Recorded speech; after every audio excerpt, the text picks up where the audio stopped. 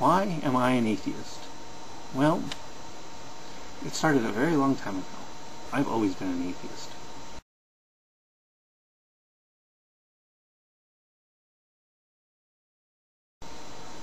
I have never been a believer, a Christian, a Muslim, anything. I was raised without any indoctrination at all, and I cannot thank my parents enough for this. I never went to church. I only had one conversation with my father about God. Somewhere in the mid-90s, it turned out, it came across, I said I was an atheist, and my father turned to me and said, well, I don't agree with that. I don't think that's a very good deal, very good idea. End of conversation. Never spoke about it before that, never spoke about it after that. I don't know if my father actually believed in God, or if he just kind of wanted to believe in God because he was dying. My father spent probably about 10 years dying. Emphysema sapped his strength mentally and physically, and he withered away to the point where he couldn't stand living anymore, and he just let himself go, refused treatment, refused food, until he fell into a coma and died. I still miss it, things. But that was my entire life. That was my religious influence from my parents. Those two sentences. And I was born with an insatiable curiosity about how everything works. Absolutely everything. From cars to computers to appliances to chemistry. Everything was knowable to me. Or so I thought. I had my own toolbox when I was 8. I had a mini computer when I was 9. If you don't know the history of computing, you should go back and look up the definition of mini computer.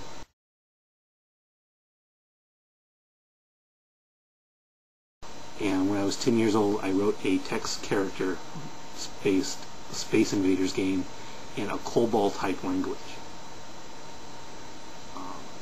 Maybe I should have stuck with programming. I thought I was pretty good at it. Anyway, I want to know how everything worked. And I became, about the same time as that, I became an amateur astronomer. I was passionate about astronomy. I loved astronomy. I was spending my nights out in the yard looking at everything.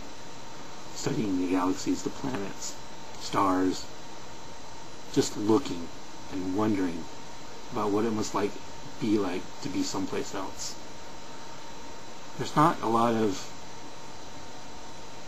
options to go to these places still even yet, but I think about it. And so I began to understand how big the universe is. It's not an easy concept to grasp. A lot of people can't grasp it. It took me years to get my mind fully around it. I began to realize that the Earth is just completely insignificant in all the vastness of everything. In the vastness of nothing that is the universe with the little tiny spots of matter and heat and light every once in a while. So I began to question our place in the universe. And then somewhere along the line I heard the phrase, created in God's image. I don't know where, because I said I had no religious influence at all. I had no secular humanist influence either. I was just left to my own devices, which is something that's never happened anymore. I can't believe my parents just let me go. There was no religious instructions, no atheist instructions, nothing. I was just allowed to move along my own path. And I hope I can do the same for my kids. I really do. But anyway, I was looking at, I heard created in God's image. I look at the universe, created in God's image. You cannot reconcile the two statements. There's no way that the creator of everything chose this one little mud ball around an ordinary, insignificant star to be the home of his chosen. And that was what really was the spark that said, there's just no chance that God exists. At this point, I had never even heard the word atheist before. And then round about 82 was another great influence. That would be Cosmos.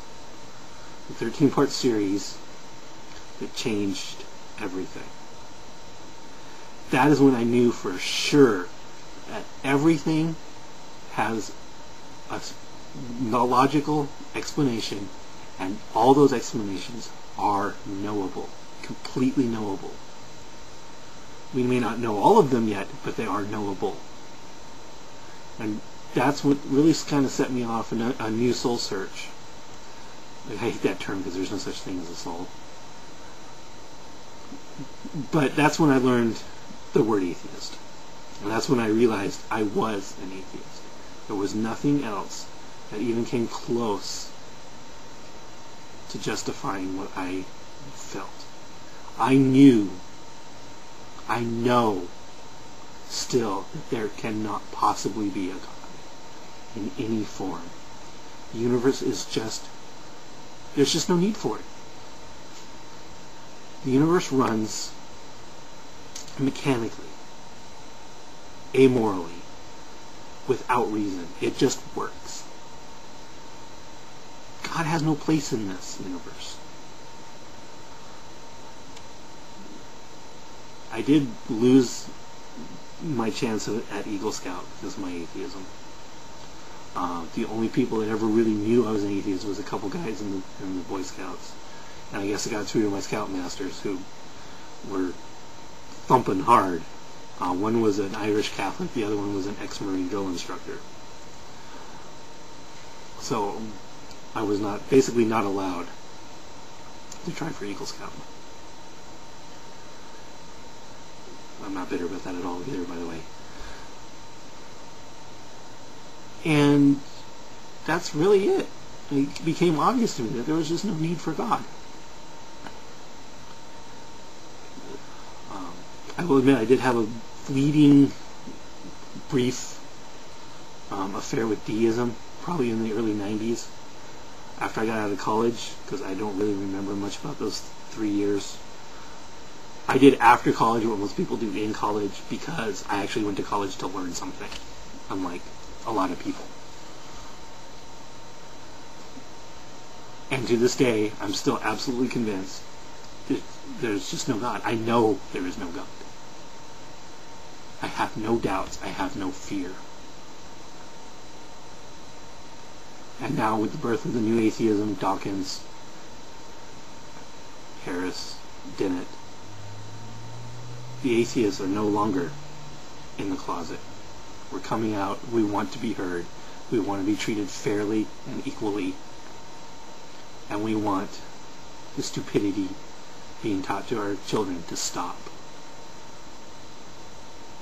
Because there is a real danger that the U.S. will lose its ability to maintain its position as the leading source of science and technology if we continue to teach our kids that the Earth is 6,000 years old and that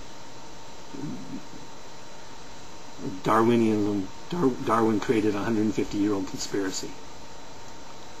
When we have to turn to China for innovations and help in technology, healthcare, environmental concerns, maybe then people will finally wake up and realize teaching kids creation was a bad idea.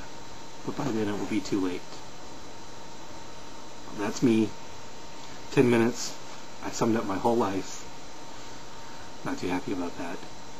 But that's the way it is. That's why I'm an atheist. That's why I will never, ever even consider the fact that there might be a God, because I know there is not.